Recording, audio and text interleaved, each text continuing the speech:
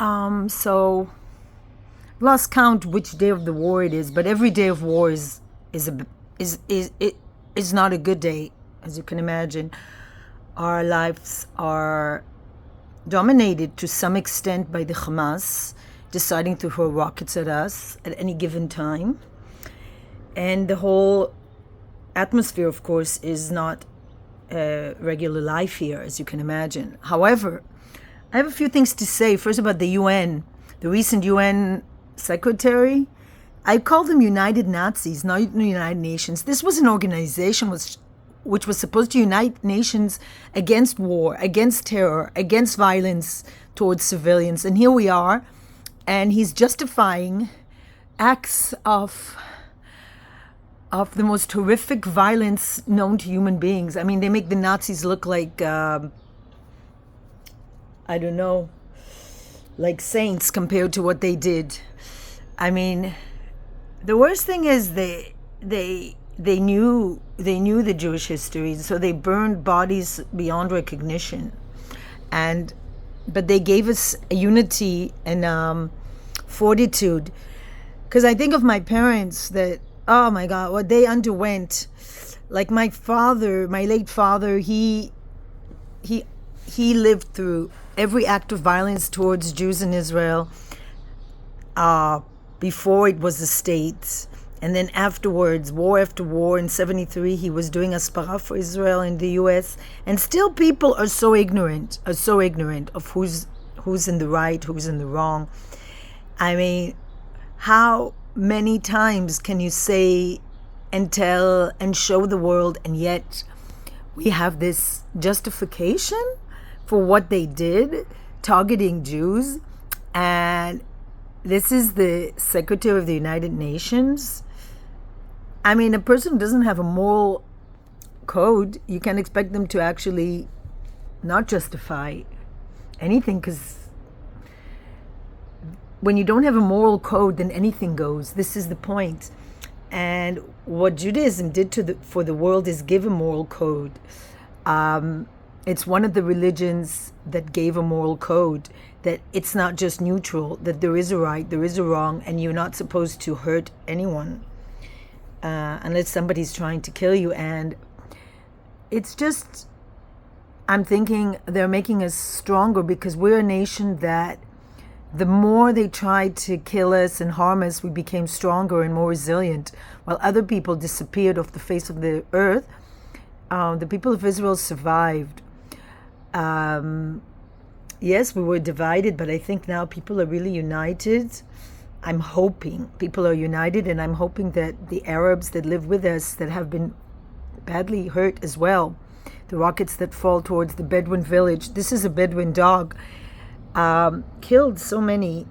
And the children, I don't understand why the Bedouin children that live in Israel, their lives are not as important as somebody on the other side. And giving humanitarian help to Gaza is like giving humanitarian help to the Nazis. It's the same logic. There were civilians also in Germany and all the places where the Germans occupied, and they have the same ideology, which is to take over and delete. I don't want to focus on the negativity, but please do not empower these people, because they have an ideology that is destructive and the opposite of anything. And what's really weird for me is that they tell people, even when they attack and massacre them in the worst way, oh, we believe in the Quran, we do not harm children, and yet they harm children.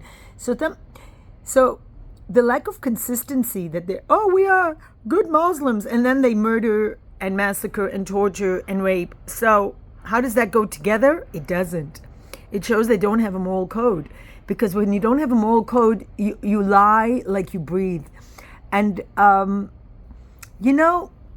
what we have to do is just tell the truth, and whoever wants to believe it will believe it, and whoever wants to be swayed by the lies will be swayed by the lies. But we shouldn't tolerate it within our country, at least.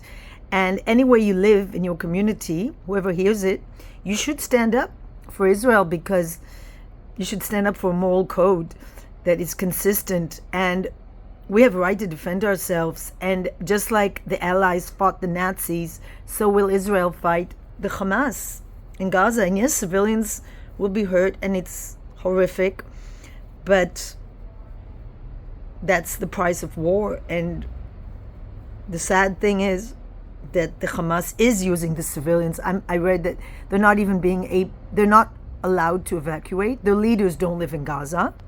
Their leaders are in Qatar and other Arab lands, and this tells you a lot about who they are.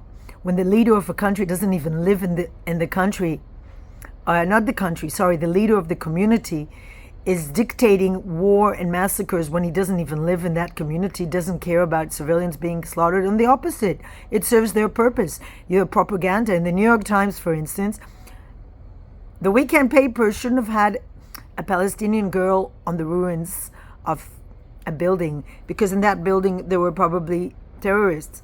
And visual aids are very important in conveying a message. And unfortunately, Israel won't allow the visual aids of the beheaded babies, the tortured children to be viewed. But we have kidnapped children.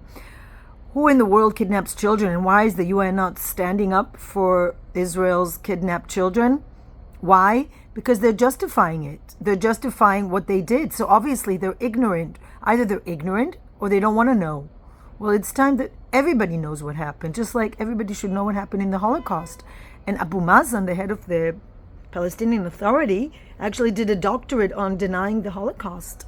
I mean, we're dealing here with things that are just absurd, because it's not ignorance, it's evil. They just don't want you or anyone to know the truth. They want to continue and promote their hate, and they're using people in Gaza to promote this and to be victims. They want as many dead people as possible on both sides, and we have to fight that. And I just really think it's time that we do as much promoting of the truth as possible. And for me to hear, as a person whose mother escaped Europe during the Holocaust and was not even allowed to be a human being in the center of Europe, she had to flee just because she was a Jew. Her every human right had been taken away from her. And to make these people that are actually Nazis seem as though they're the victims of so-called Nazis is horrific. Is horrific. And what they did to the Jews of Israel, that they massacred, the way they burned them, like the crematoriums in Auschwitz, should awaken every Jew. Every Jew. We should all wake up and scream, no more, never again, and we'll not forget. And please put pressure on everyone to release the kidnapped children, first of all. Why don't they release the children? The poor children that are kidnapped. We have more than 200 Israelis that are kidnapped. And, we're all together in this. Even if you don't know anyone personally, it affects you.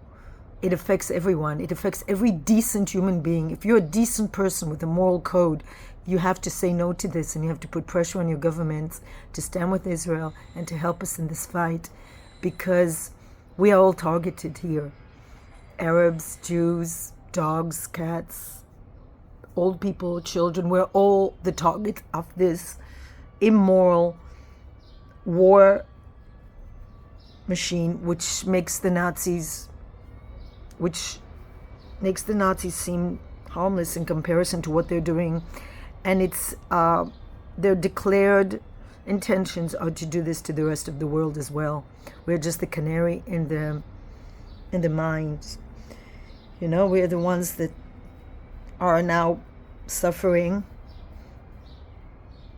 but it's really a war, a world war. This is a world war. The fact that we are the victims at the moment is irrelevant. This is definitely a world war, and the UN secretary should resign immediately, and we should scream and say no more tolerance for violence, indiscriminate violence against living beings. May all living beings May all loving, living beings live free of violence.